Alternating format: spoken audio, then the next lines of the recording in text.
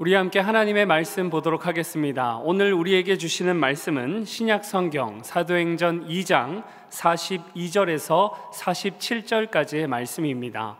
함께 찾으셔서 저와 여러분이 한 절씩 교독하겠습니다. 그들이 사도의 가르침을 받아 서로 교제하고 떡을 떼며 오로지 기도하기를 힘쓰니라. 사람마다 두려워하는데 사도들로 말미암아 기사와 표적이 많이 나타나니 믿는 사람이 다 함께 있어 모든 물건을 서로 통용하고 또 재산과 소유를 팔아 각 사람의 필요를 따라 나눠주며 날마다 마음을 같이하여 성전에 모이기를 힘쓰고 집에서 떡을 떼며 기쁨과 순전한 마음으로 음식을 먹고 하나님을 찬미하며 또 온 백성에게 칭송을 받으니 주께서 구원받는 사람을 날마다 더하게 하시니라. 아멘.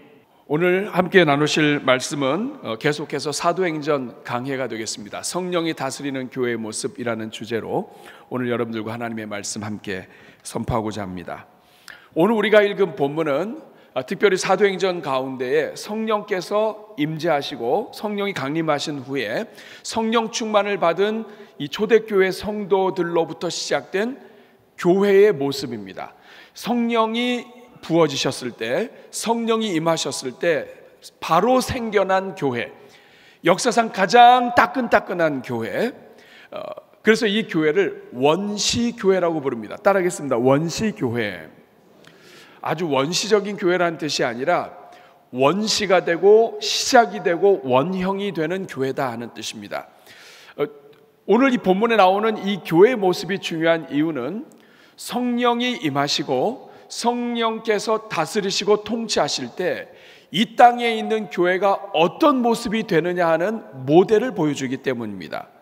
그래서 오늘 이 본문을 통해서 우리는 하나님, 우리 대전중앙교회가 이런 교회가 되게 해주시고 이 초대교회가 가졌던 이러한 모습들이 우리 교회를 통하여 충만하게 나타나게 해주십시오 라고 기도할 수가 있습니다. 뿐만 아니라 이러한 오늘 본문의 모습과 우리 자신 또 오늘 이 시대의 교회를 보면서 오늘 우리의 무엇이 부족한가, 성령 충만함을 입지 않았을 때 우리에게 나타나는 문제들이 무엇인가를 확인하면서 정말 하나님이 기뻐하시는 교회로 회복되도록 우리가 하나님의 성령을 구하며 또 하나님의 은혜를 구할 수가 있겠습니다. 그런 점에서 오늘 우리가 다루는 본문은 매우 중요한 본문입니다. 기도할 때마다 하나님, 우리 대전중앙교회가 이런 교회가 되게 해주십시오. 또 기도할 때마다 하나님, 이 땅에 있는 우리 대한민국 조국 교회들이 사도행전 2장에 나와 있는 원시교회, 원형교회, 성령 충만해서 나타난 바로 그 교회의 모습을 회복할 수 있게 하여 주시옵소서. 하나님, 우리 가정이 이런 교회가 되게 해 주시옵소서. 이렇게 우리가 기도할 수 있기를 간절히 바랍니다. 그러면 여러분, 성령이 다스리시는 교회, 성령이 이끄시는 교회는 도대체 어떤 모습을 띠고 있을까요? 어떤 모습일까요? 하나님이 다스리시고 성령이 운행하실 때 어떤 교회의 모습이 나오게 될까요? 학자들에 따라서 오늘 본문을 10개로 잡기도 하고 11개로 잡기도 하고 다양하게 잡습니다만, 저는 오늘 여러분들이 기억하기 좋도록 7가지 특징을 함께 나누려고 합니다. 성령이 임하실 때 교회에는 이 7가지 특징이 나타난다는 거죠. 오늘 이것을 여러분들과 함께 나누겠습니다. 첫 번째는 뭐냐면 바로 가르침을 받는 특징이 나타난다는 거예요. 한번 따라하겠습니다. 가르침을 받음. 42절 말씀을 보면 이 초대교회의 모습을 표현할 때 가장 먼저 표현하는 것이 뭐냐면 그들이 사도의 가르침을 받아, 이렇게 시작합니다. 초대교회의 모습이, 초대교회 성령이 부어졌을 때 가장 먼저 나타나는 모습은 사도의 가르침이 시작되었다는 거예요. 사도의 가르침을 받기 시작했다. 사랑하는 여러분, 여기에서 이 사도의 가르침을 받는다고 하는 것은 굉장히 중요한 일입니다. 우리가 보통 성령 충만하다 할 때는 어떤 영적이고 또 무엇인가 다르고 또 성령 충만하기 때문에 어떤 영적인 것을 더 많이 추구하고 막 이렇게 될 것 같은데, 성령 충만한 교회의 가장 첫 번째 나타나는 특징이 사도의 가르침을 받는 거예요. 그 이유는 너무나 당연한 것입니다. 왜냐하면 성령은 진리의 영이기 때문에 그렇습니다. 그러니까 성령은 진리의 영이시기 때문에 예수님의 말씀이 생각나게 하시고, 진리의 영이시기 때문에 이 사람 깊은 곳에서부터 진리를 사모하는 마음이 생깁니다. 그러니까 성령을 받았는데 진리를 거부하거나 말씀은 소중히 여기지 않거나 하게 되면 그것은 잘못된 성령을 받은 거예요. 성령이 충만할 때 가장 먼저 나타나는 특징은 사도의 가르침을 받는 거예요. 사랑하는 여러분, 여기에서 이 사도의 가르침할 때 이 사도는 복수 형태입니다. 사도들의 가르침을 받은 거예요. 그런데 이 가르침이라고 하는 단어는 단수예요. 복수의 사도들이, 여러 사도들이 가르쳤는데 그 가르친 내용은 동일하다는 뜻입니다. 성경의 말씀을 가르쳤고 예수 그리스도의 복음을 가르쳤다는 뜻이에요. 오늘날도 마찬가지입니다. 하나님의 교회 안에, 이 땅에 수많은 강단의 말씀이 전해지지만 그 말씀이 전해지는 내용은 성경 말씀이요, 예수 그리스도의 십자가요, 예수 그리스도의 부활이요, 복음의 메시지라고 하는 것입니다. 이것이 바로 초대교회에 나타난 특징인데, 여기서 이 가르침을 받았다, 이것은 말씀을 잘 들었다 뿐만 아니라 말씀을 들을 준비가 되었다, 말씀을 잘 받아들일 수 있도록 귀가 열렸다, 이런 뜻입니다. 그런데 이 말씀은 여러분 그냥 쉽게 넘어갈 말씀이 아니에요. 왜냐하면 초대교회의 사도들이 누굽니까? 여러분, 사도들 한 사람 한 사람을 보면 말씀을 잘 전할 사람이 하나도 없습니다. 베드로 성질 급하지요. 야고보와 요한 우레의 아들이지요. 이런 사람들이 이 사도들인데 대부분이 갈릴리 어부들입니다. 학력이 짧단 말이에요. 그런데다가 이 사람들이 존경스러운 삶을 살았느냐? 예수님을 열심히 따라다니긴 했지만 예수님께서 십자가에 고난받기 위해서 붙잡히셨을 때 다 도망가버린 이 제자들이에요. 흠도 많고 문제도 많고 말씀을 잘 전할 수 있는 실력과 출신과 학력과 모든 것에 있어서 부족하단 말이에요. 그런데 놀라운 사실은 뭐냐면 이들이 사도의 가르침을 받았다는 거예요. 이것은 무엇을 의미합니까? 하나님의 영이 임하실 때 하나님의 말씀을 사모하는 그 심령이 생기는데, 이 심령은 사람을 보고 듣는 것이 아니라 하나님의 말씀을 들었다, 하나님을 보고 하나님의 말씀을 들었고, 통로가 누구든지 간에 하나님이 쓰시는 일꾼들을 통하여 사람을 보는 것이 아니라 하나님을 바라보는 교회였다 하는 뜻입니다.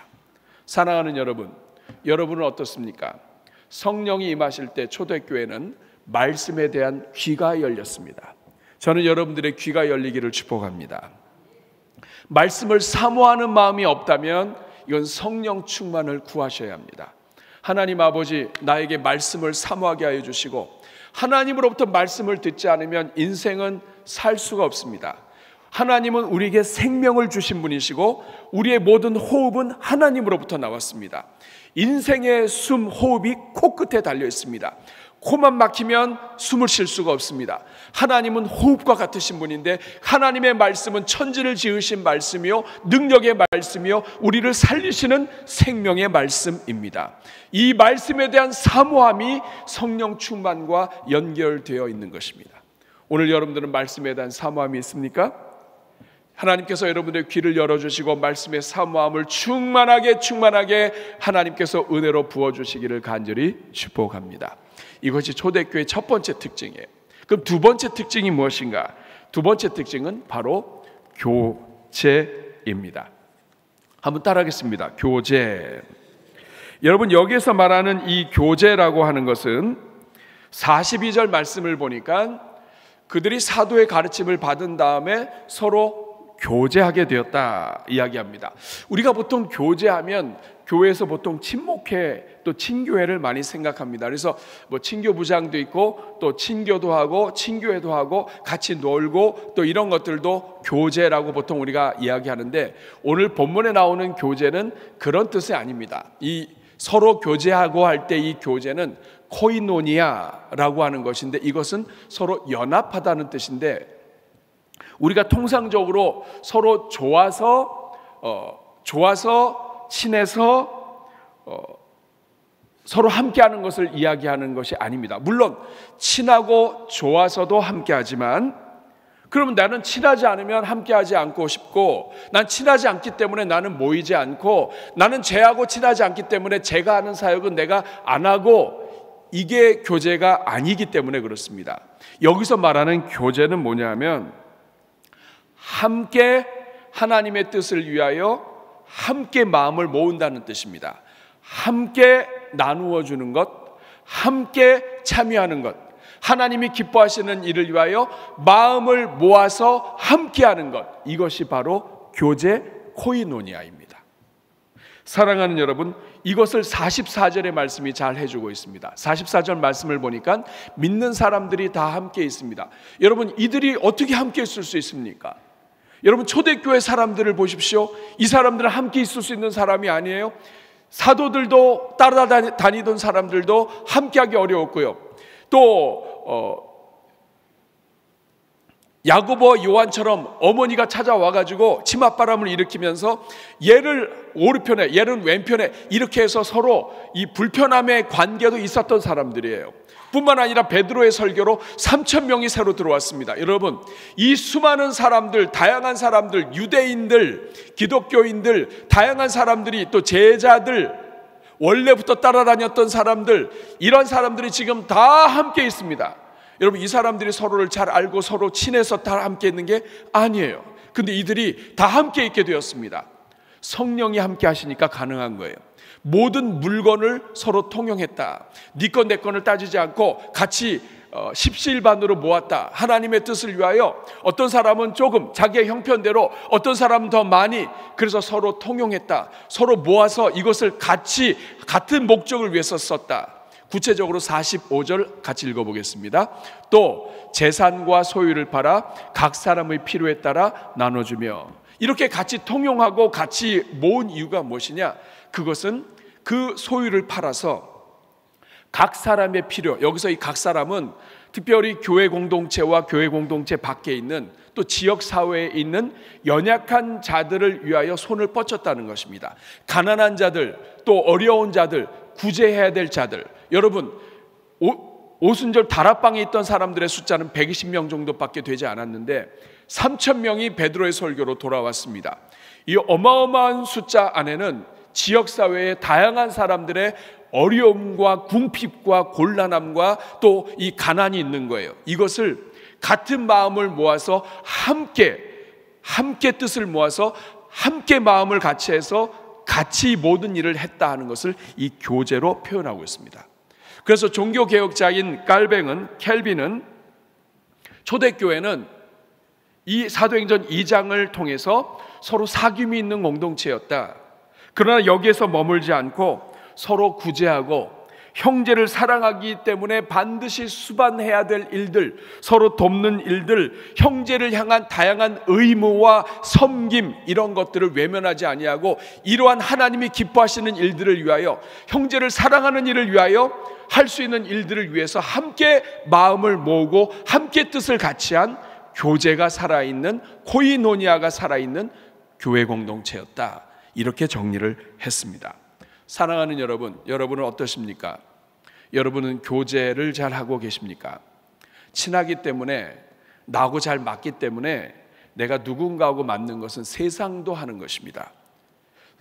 성령 안에서 하나님의 영으로 충만한 교회가 하는 일은 친하기 때문에, 내가 잘 알기 때문에, 나하고 가장 잘 아는 내 혈연이나 내 동창이 누가 도와달라고 해서, 또 내가 잘 아는 사람이 교회 직분을 맡았기 때문에 그래서 도와달라고 해서 어쩔 수 없이 하고, 그렇지 않은 사람은 나랑 친하지 않기 때문에 살짝 배제하고 하는 것이 아니라, 하나님이 원하시는 일을 위하여 기꺼이 내가 동참하는 것, 삼겹줄이 끊어지지 않는 것처럼 하나님이 기뻐하시는 일을 위하여 나의 연약함이 있지만 그 부족함 속에서도 같이 손을 내밀어 함께 힘을 모아 참여하는 것, 이것이 교제입니다.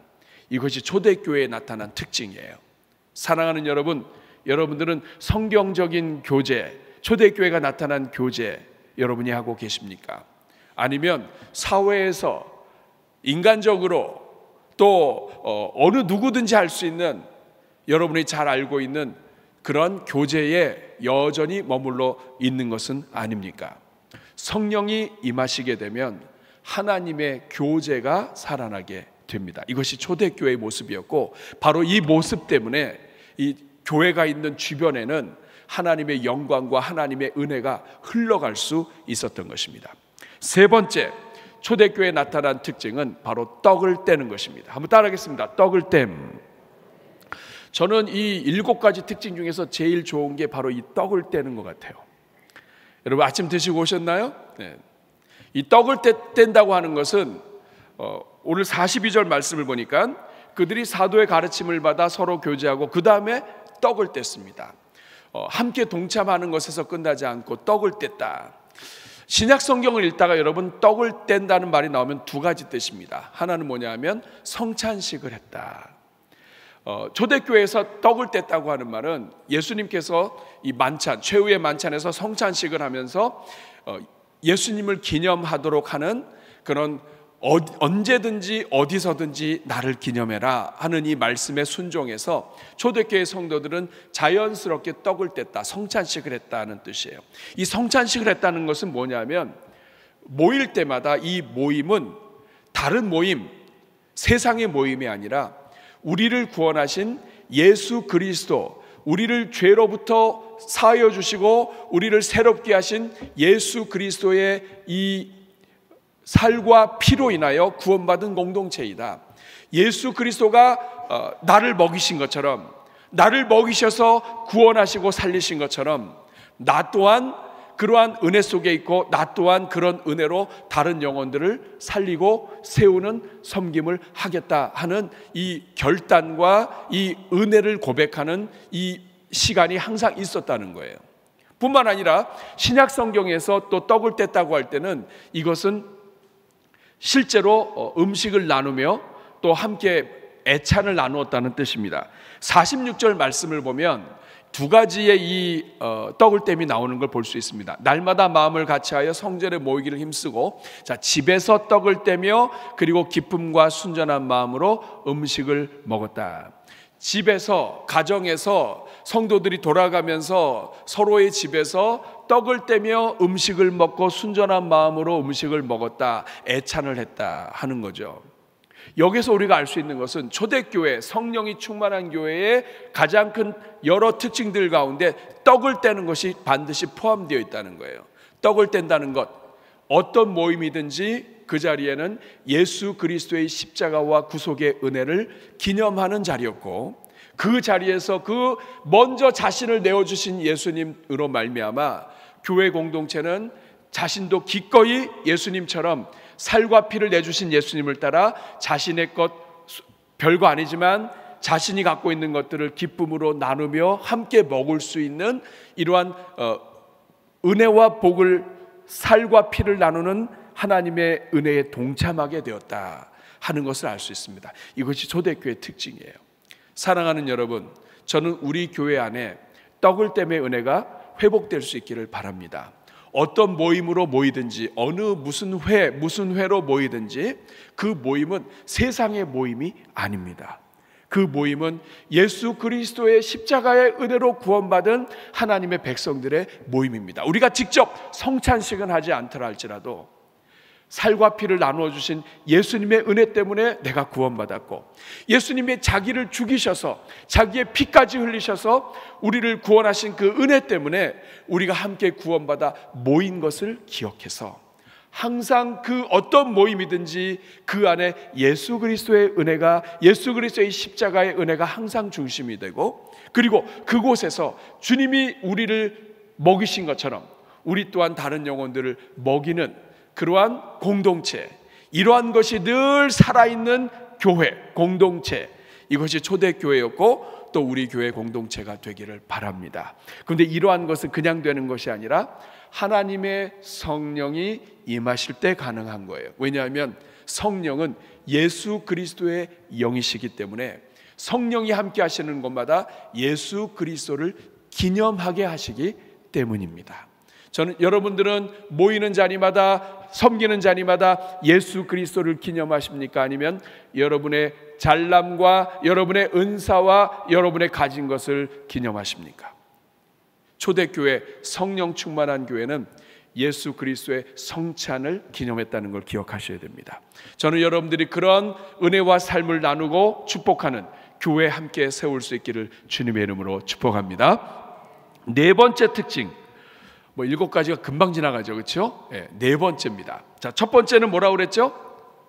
사도들의 가르침을 받았고, 두 번째는 교제했다, 세 번째는 떡을 뗐다. 여러분 기억력이 되게 좋으시네요. 네 번째는 기도입니다. 외우기가 좋죠. 네 번째는 기도입니다. 초대교회의 네 번째 특징, 성령으로 충만한 교회, 성령이 다스리시는 교회의 네 번째 특징은 기도예요. 따라하겠습니다. 기도. 42절 같이 한번 읽겠습니다. 시작.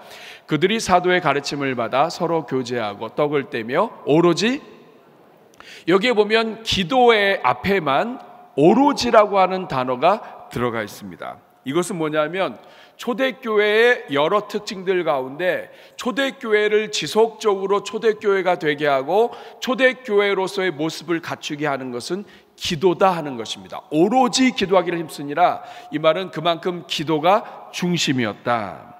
또 오로지 기도하기를 힘썼다. 다른 것들은 전부 다 가르침을 받았고 떡을 뗐고 이렇게 되어 있지만 기도에만 힘썼다 이렇게 표현이 되어 있습니다. 이것은 뭐냐면 기도에 헌신했다, 전심전력으로 기도했다, 이런 뜻입니다.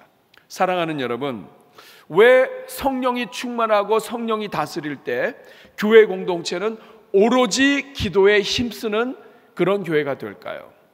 그것은 너무나 당연한 일입니다. 성령이 충만하고 성령이 역사하실 때, 살아계신 하나님의 능력이 나타날 때, 하나님은 종이에 갇히신 분이 아니라 그저 옛날에 전설에 나오시는 분이 아니라 살아계셔서 지금도 역사하시고 지금 우리와 함께 하시며 지금 우리의 간구를 들으시는 분이라고 하는 것이 분명해지면 분명해질수록 교회는 그 성령 하나님을 더 의존하기 때문에 그렇습니다.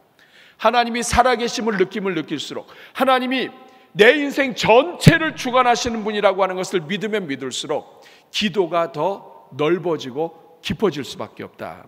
성령의 역사가 강하면 강할수록, 살아계신 하나님이 느껴지면 느껴질수록 하나님을 삶 속에서 의지하고 의존하는 시간이 늘어난다. 그것이 기도로 연결된다 이겁니다. 하나님이 보이지 않아요. 그럼 기도도 안 합니다. 근데 하나님이 여기 계세요. 그럼 그 하나님께 간구할 수밖에 없습니다. 하나님께 기도하면 도와주세요. 그 하나님께 더 많이 기도하게 됩니다. 그래서 초대교회가 오로지 기도하기에 힘썼다, 이 말은 뭐냐면 그만큼 하나님의 임재와 살아계신 하나님의 능력이 충만했다는 것을 상징합니다. 여기에서 또한 중요한 것은 42절을 다시 보시면 오로지 기도하기에 힘쓰니라 할 때 이 기도는 우리 글로는 단수인데 원어로 보면 이것이 복수 형태로 되어 있습니다. 그러니까 기도하기를 힘썼는데 이 기도가 복수다. 이 말은 뭐냐면 기도의 여러 종류들의 기도가 올려졌고 그리고 이 기도를 함께 했다는 뜻입니다. 제자들은 주기도를 외웠고요. 그리고 유대인들은 시편 기도가 있었고 성전에 올라가는 기도가 있고 또 유대인들은 예배 때 쉐마 기도를 드렸습니다. 이러한 다양한 기도들이 성도들 안에서 펼쳐졌다. 어느 한 종류의 기도만이 아니라 또 그들이 성령으로 충만함을 받아 방언을 받았고 여러 가지가 있었지만 그 어느 한둘에 제한되는 것이 아니라 성도들의 기도가 아침에도 또 저녁에도 어느 때든지 열려 있었다. 다양한 기도가 올려졌고 그리고 다양한 기도 속에서 함께하는 기도로 올려졌다 하는 것을 알려줍니다. 사랑하는 여러분, 초대교회의 특별한 특징 중에 하나는 그것도 중심에 7가지 중에 가장 중앙에는 오로지 기도에 힘쓰니라가 있습니다. 오늘 여러분들은 어떻습니까? 오늘 여러분들에게 오로지 기도에 힘쓰니라가 있다면 여러분의 삶 속에는 하나님의 능력과 역사와 생생하신 하나님의 역사하심을 기대하는 마음이 있는 거예요. 근데 오로지 기도가 내 안에서 사라졌다. 여러분, 이거 다시 기도하셔야 돼요. 하나님 앞에 다시 엎드려야 돼요. 하나님, 저 주님 만나기 원합니다. 성령님께서 저의 삶 위에 부어주시기를 축복합니다. 살아계신 하나님, 역사하시는 하나님, 제가 만나기를 원합니다. 제가 성령 충만하기를 원합니다. 여러분 다시 간구하는 것을 통해서 오로지 기도에 힘쓰는 교회, 오로지 기도에 힘쓰는 가정으로 여러분 회복될 수 있기를 주님의 이름으로 축복합니다. 초대교회의 5번째 특징입니다. 5번째 특징은 바로 교회에 대한 경외감입니다. 교회에 대한 경외감. 한번 따라하겠습니다. 교회에 대한 경외감. 43절 한번 읽어볼까요? 시작. 사람마다 두려워하는데 사도들로 말미암아 기사와 표적이 많이 나타나니.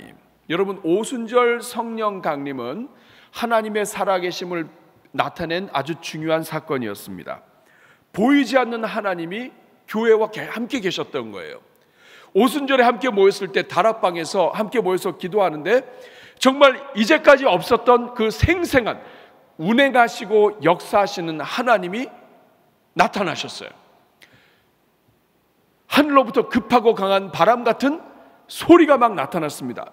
어떤 소리였다고요? 그런 소리가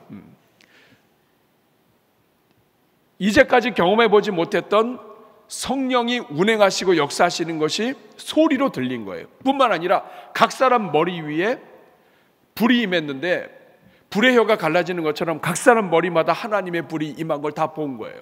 여러분, 이렇게 살아계신 하나님을 직접 보고 체험하고 성령 체험을 한 이 교회, 이 사도들의 얼굴이 어떻게 됐을까요, 여러분? 그전에는 하나님을 직접 경험하지 못했어요. 그래서 예수님 만나기도 했고 또 하나님의 능력도 보긴 했지만 또 예수님 또 승천하셨고 이 과정에서 아마 전심으로 기도하고 하나님의 약속하신 성령을 기도하는 교회 공동체였을 겁니다. 그런데 갑자기 오순절에 하늘에 바람처럼 불처럼 역사하시는 그 하나님의 능력을 직접 봤어요. 여러분, 그 직접 이 본 사람들의 얼굴이 어떻게 변했을까요? 그들은 예전에 그들이 아니었어요. 그들의 눈 속 깊은 곳에는 바람이 불고 있고 그들의 눈 속 깊은 곳에서는 불이 일어나고 있습니다. 그런 사람들이 그 안에서 잊지 못해서 바깥으로 나온 거예요. 길거리로 나왔다고요. 그 길거리에 나온 사람들을 봤을 때 그 사람들이 입에서는 외국어 방언이 나와 있었고 그리고 그들의 얼굴에서 입술에서는 하나님의 큰 일을 말하고 있는데 이게 그냥 얘기하는 게 아니에요. 사람이 달라졌어요. 여러분, 우리가 무엇인가 놀라운 일을 경험하게 되면 얼굴이 바뀝니다. 얼굴이 상기가 돼요. 놀라운 일이 일어났다 하면서 막 이야기하는데 얼굴이 달라졌어요. 사랑하는 여러분, 초대교회에 나타난 또 하나의 특징이 뭐냐면 바로 이 교회에 대한 경외감입니다. 43절을 다시 보시면 이렇게 사도들로 말미암아 사람들이 다 두려워했다. 사도들로 말미암아 기사와 표적이 많이 일어났다. 하나님이 특별히 세우신 이 사도들을 통하여 예수님이 행하셨던 것처럼 그런 기사와 표적이 많이 일어났습니다. 하나님이 살아계신 그런 능력이 나타난 거예요. 그리고 이 일로 인하여 사람들마다 두려워했다. 여기서 이 사람은 교회 안에 있는 사람을 이야기하는 것이 아니라 교회 밖에 있는 사람을 이야기합니다. 교회 안에 있는 사람도 포함되죠. 사람마다 두려워하는데 교회 안에 있는 사람들이 먼저 사실은 두려워하는 거예요. 이전에는 안 그랬습니다. 여기서 두려워했다는 말은 막 부들부들 떨었다는 뜻이 아니에요. 이 사람마다 두려워했다, 이 말은 뭐냐면 경외감이 일어났다. 교회를 보는 눈이 바뀌었다. 교회들 제자들 갈릴리 어부들이 모여서 그냥 자기들끼리 좋아서 만나서 기도하고 예배드리던 사람인 줄 알았는데 그게 아니에요. 이 사람들이 거리로 쏟아져 나왔는데 그들 뒤에 하나님이 있는 거예요. 교회 뒤로 하나님이 나타나는 거예요. 하나님이 살아계신 거예요. 이걸 보니까 사람들이 경외하게 되었다. 두려워하게 되었다. 하나님이 살아계신 것을 직접 나타나고 이적도 나타나고 기사도 나타나고 제자들의 얼굴은 바뀌었고 예전에 도망치던 어부들이 아니라 자신 있게 이야기하는데 이 하나님의 신에 감동한 얼굴이에요. 사랑하는 여러분, 무엇인가 있는 경외감, 여러분, 교회는 예수 그리스도의 몸이에요. 이 말은 뭐냐면 교회를 통하여, 교회는 신적인 기관이고 예수 그리스도의 몸이기 때문에 보이지 않는 예수 그리스도의 머리를 표현하는 게 교회예요. 세상의 몸과 예수 그리스도의 몸은 본질이 다른 거예요. 그러려면 이 교회 공동체를 보는 이 자체가, 이거는 하나님이 함께 하시는 기관인 거예요. 예수 그리스도의 몸으로 소중하고 존귀한 몸인 거예요. 그런데 여러분, 이 땅에 있는 성도들이 하나님의 영으로 충만하지 않게 되면 교회를 함부로 이야기합니다. 여러분, 성도가 교회를 함부로 이야기하면 그 성도에게는 하나님의 영으로 충만하지 않다는 것이고요, 교회의 머리 대신 예수님과 무관하게 말을 하고 있는 거예요. 그러면 예수님과 무관하게 말을 하고 하나님의 영으로 충만하지 않게 교회에 대해서 함부로 말하는 사람을 통해 사람들이 경외감을 갖겠습니까? 아니죠. 초대교회에 사람들이 두려워했다, 이 말은 뭐냐면 성도들 안에 하나님의 영이 함께 하시는 거예요. 살아계신 하나님이 함께 하시니까 이 교회를 함부로 얘기할 수 없는 거예요. 이 교회가 하나님의 손과 발이 되어서 지역사회를 섬기니까 이 세상 사람들이 볼 때 이 교회는 하나님의 아름다운 특별한 그런 존재가 되는 거예요. 사랑하는 여러분, 저는 여러분들이 여러분의 주변에 있는 사람들에게 그러한 하나님의 특별한 존재로 여겨지는 역사가 있기를 축복합니다. 이거 회복되려면 인간의 지혜로 안 돼요. 여러분, 세상에 지혜로운 사람 많습니다. 교회 안에 지혜롭다고 해서 교회가 사람들로 하여금 경외감을 갖지 않습니다. 교회가 경외감을 갖고 성도가 세상으로부터 경외감을 갖기 위해서는 하나님의 임재하셔야 되는 거예요. 하나님의 신이 교회와 함께 하셔야 되는 거예요. 내가 하나님의 신이 있으나 없으나 똑같이 사는 게 아니라 내가 하나님의 신을 모시고 사는 사람은 얼굴이 다른 거예요. 저는 여러분, 우리가 그런 은혜를 누릴 수 있기를 바랍니다. 우리 대전중앙교회, 하나님의 성령으로 충만한 교회, 하나님이 함께 계신 교회, 여러분의, 저는 가족들 가운데 불신자들 많이 있을 겁니다. 그분들이 여러분을 볼 때 여러분을 통하여 하나님을 볼 수 있게 되기를 축복합니다. 이것이 바로 초대교회에 나타난 특징이에요. 인간적인 것으로 가득한 충만한 교회는 세상에 두려움을 주지 못합니다. 하나님의 영을 모신 교회만이 세상에 두려움을 줍니다. 저는 우리 교회가 그런 교회 되기를 간절히 축복합니다. 이를 위하여 여러분, 같이 성령 충만을 구하시고 하나님의 은혜를 구하는 은혜가 있기를 주님의 이름으로 축복합니다. 여섯 번째 특징은 삶의 예배가 살아있는 교회입니다. 따라하겠습니다. 삶의 예배. 46절 말씀 보겠습니다. 같이 읽습니다.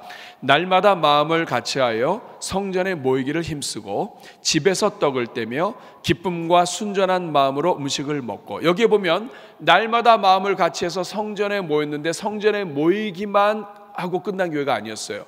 성전에 모이기를 힘쓰고 그 다음에는 집에서 떡을 뗐다. 집에서라는 말은 성도들의 집을 돌아가면서 이웃에서 사회 속으로 들어와서 어느 집에서든지 그 집에서 떡을 떼며 예수 그리스도를 기념하며 예수 그리스도와 함께하며 예수 그리스도의 그 은혜를 나누며 기쁨과 순전한 마음으로 음식을 같이 나눠 먹었다. 유대인들과 그리스도인들이 불화하지 않았을 뿐만 아니라 그들이 마음을 같이 했다. 모든 종류의 성도들이 마음을 같이해서 교제했을 뿐만 아니라 이들이 성전에 모여서 함께 있는 것만이 아니라 일상으로 돌아와서, 가정으로 돌아와서, 사회 속으로 돌아와서 함께 교제하고 함께 떡을 뗐다. 근데 어떤 얼굴로 떡을 뗐습니까? 여기 보니까 기쁨과 순전한 마음으로. 기쁨, 여기서 기쁨이라고 하는 말은 헬라어로 아주 넘치는 큰 기쁨이에요. 그러니까 초대교회 성도들이 성령의 충만함을 받고 교회에서, 성전에서만 예배 드리는 것으로 끝난 게 아니라 가정으로 돌아왔는데 그 얼굴이 빛났다, 이 말이에요. 기쁨으로 충만했다. 아주 그냥 감출 수 없는 기쁨이 있었다. 여기서 이 순전한 마음이라고 하는 것은 꾸밈이 없는 아주 순결한 마음이에요. 진짜 아주 그냥 그 순수하고 순진하고 또 이런 어린아이와 같은 정말 그 진실된 마음의 이 기쁨과 은혜가 성도들에게 있었다. 가정과 삶 속에서도 하나님을 찬미했다. 사랑하는 여러분, 여러분들에게는 이것이 있습니까? 기쁨, 순전함, 기쁨과 순전한 마음으로 여러분 가정에서 있습니까? 기쁨이 가득한 게 아니라 미움이 가득하고 질투가 가득하고 비판이 가득하고 남을 해코지 하는 게 가득하다면 여러분 초대교회가 아니에요. 성령 충만한 교회는 기쁨이 가득해요. 이것을 교회의 사명으로 표현한 게 여러분 앞에 보시는 우리 교회의 사명입니다. 세상의 가슴을 그리스도의 가슴으로 세워가는, 그 다음에 뭐예요? 가슴 벅찬. 제가 굉장히 중요하게 여기는 거예요. 하나님의 성령이 임재하시고 하나님이 함께 하시는 교회는 기쁨이 충만하기 때문에 이것이 가슴 벅찬 거예요. 저는 여러분 가정마다 가슴 벅찬 은혜가 있기를 축복합니다. 이게 초대교회의 모습이에요. 하나님, 초대교회처럼 우리 교회가, 우리 성도들의 가정이 기쁨이 충만하게 하여 주옵소서. 여러분, 하나님이 함께 계시니까, 살아계신 하나님이 인도하시니까 염려가 없는 거예요. 하나님이 다 도와주실 거예요. 하나님이 살아계셔요. 그 하나님이 지금 옆에 계세요. 그러니까 기뻐할 수밖에 없는 거예요. 만약에 기쁨이 충만하지 않다, 이거 성령을 구하시고 성령 충만하기를 사모해야 된다는 뜻입니다. 그리고 이제 마지막 7번째입니다. 초대교회에 나타난 7번째 특징은 구원의 역사입니다. 따라하겠습니다. 구원의 역사. 47절 같이 읽습니다. 하나님을 찬미하며 또 온 백성에게 칭송을 받으니 주께서 구원받는 사람을 날마다 더하게 하시니라. 여기에서 중요한 것은 뭐냐면 성령 충만함이 이어질 때 교회는 교회 울타리를 뛰어넘는다는 거예요. 이미 울타리를 뛰어넘었습니다. 그런데 울타리를 뛰어넘었는데 하나님을 찬미하는데 온 백성에게 칭송을 받는다. 하나님 믿지 않는 주변에 있는 이웃들에게 칭송을 받는다. 이웃에게 칭송을 받는다고 하는 말은 이웃들의 입술에서 하나님은 살아계시다, 하나님을 믿는 교회는 아름답다 하는 이러한 표현들이 나왔다는 거예요. 교회에서뿐만 아니라 가정에서 하나님을 찬미하고 구제의 손길에 같이 교제로 참여하다 보니까 이웃에게 복이 되는 거예요. 예루살렘 교회가 이웃의 복이 된 것입니다. 그래서 온 백성들에게 칭송을 받아. 여러분, 어느 사회든지 받아먹는 거 없이 칭송받지 않습니다. 예루살렘 교회가 서로 구제하고 힘을 모으고 교제하고 자기의 소유를 팔아서 십시일반으로 서로 모아서 이것을 이웃들과 주변의 커뮤니티의 지역사회에 이것을 나누니까 지역에 있는 사람들이 칭송하는 거예요. 하나님이 함께 하신다, 하나님이 역사하신다. 여러분, 이것이 초대교회의 모습이에요. 초대교회는 지역과 무관한 교회가 아니라 지역의 복이 되는 교회입니다. 지역이 칭찬하는 교회예요. 지역으로부터 칭송을 받는다. 지역에 있는 사람들이 교회는 아름답다, 하나님은 살아계시다, 하나님이 함께 하시는 교회는 다르다 하는 표현이 나왔다는 거예요. 사랑하는 여러분, 이거 회복되어야 합니다. 교회 안에 있는 사람들만이 교회가 살아있다 얘기하는 건 아무 의미가 없습니다. 하나님은 교회를 통하여 지역에 있는 영혼들이 교회를 칭송하고 하나님을 찬송하고, 그리고 이 47절 맨 마지막을 보십시오. 구원받는 사람을 하나님께서 날마다 더하게 하시니라. 이것은 무엇을 의미합니까? 그냥 복음만 전한다고 해서 이 영혼이 일어나는 게 아니에요. 복음을 전해서 영혼이 교회로 들어오는 것이 아니라 성령으로 충만할 때, 하나님의 영이 교회 위에 기름 부으실 때 이 하나님의 영으로 충만한 교회가 살아있어서 말씀을 받고 교제를 통하여 구제와 나눔으로 살고, 그리고 이 주변에 하나님께 간구하며 하나님의 그 풍성하심, 살아계심을 경험한 사람들의 얼굴이 달라져서 이 하나님의 신이 함께하는 교회로 인정받게 되고, 이러한 일들이 지역사회로 스며들 때 지역에 있는 영혼들이 날마다 구원이 일어나는 거예요. 여러분, 오늘 한국교회는 대부분 수평 이동이 많습니다. 수평 이동도 중요해요. 정말 내 영혼을 살리고 내가 살아나는 것 중요합니다. 그러나 수평 이동 위에 정말 이 지역사회에 있는 영혼들, 하나님이 대전중앙교회를 이 지역에 세울 때에는 이 지역에 있는 영혼들에게 칭송받기 위하신 거죠. 이 지역사회에 숨어있는 영혼이 하나님을 찬양하는 것만큼 하나님이 원하시는 게 어디 있겠어요? 그 일을 교회에 맡기신 거예요. 여러분, 초대교회는 이런 교회였는데 이런 교회는 그냥 안 돼요. 하나님의 영으로 부어져야 되는 겁니다. 어제 우리 교회에서 물놀이 대회가 있었습니다. 저도 함께 참여하고 했지만, 저는 잠깐 왔다 갔다 했지만 하루 종일 섬기신 종들 보면 얼마나 감사했는지 몰라요. 저도 그 아이스크림 통 들고 한 두어 번 왔다 갔다 했어요. 그 구르마라고 하나요? 옛날에 그 야쿠르트 하신 분들이 이렇게 갖고 다니는 것처럼 그 아이스 캐키 통이죠. 해서 보면은 이웃 아주머니들이 왔는데 그 아이들 데리고 와서 수영해 준 것도 감사한데 그 아이스크림까지 주니까 얼마나 쑥스러우시겠어요. 그러니까 애들 거는 집고 본인 건 안 집으세요. 제가 그런 사람들 쫓아다니면서 아이스크림 다 드렸습니다. 여러분, 애들은 물놀이 들어가서 시원하지만 엄마들은 덥다고요. 그러니까 누가 아이스크림 먹어야 돼요? 엄마들이 먹어야 된다. 저뿐만이 아니라 우리 장로님들도 이렇게 구르마 이렇게 가지고 다니시면서 같이 했습니다. 여러분, 저는 우리 교회가 이렇게 지역 사회를 섬기고 지역에 있는 고아원에 있는 아이들, 그리고 물놀이 하기 쉽지 않잖아요. 저 우리 주차장이 물놀이 하기에 이렇게 좋은지는 어제 처음 알았어요. 사랑하는 여러분, 교회의 주차장, 지역 사회를 위한 것입니다. 우리 교회, 하나님께서 지역에 있는 영혼들을 축복하고 또 섬기기 위해서 주신 것입니다. 여러분, 어떻게 초대교회에 이런 일들이 일어날 수 있었을까요? 이건 성령이 임하셨기 때문이에요. 하나님의 영이 부어지면 이렇게 되는 겁니다. 하나님의 영이 부어지면 성도들의 믿음이 생겨요. 이 믿음이 생겨. 그러니까 오순절 다락방은 부흥회예요. 부흥회. 성령이 임하셔서 부흥회를 하다 보니까 이 사람들이 은혜 받고 나온 거예요. 이 말은 뭐냐면, 부흥회가 없으면, 은혜 받은 일이 없으면, 성령의 강림이 없으면 제자들이 나오지 못했다는 거예요. 은혜 받아야 나올 수 있는 거예요. 은혜 받아야 믿음이 생기는 거예요. 살아계신 주님을 만나야 살아계신 하나님에 대한 믿음이 생기는 거예요.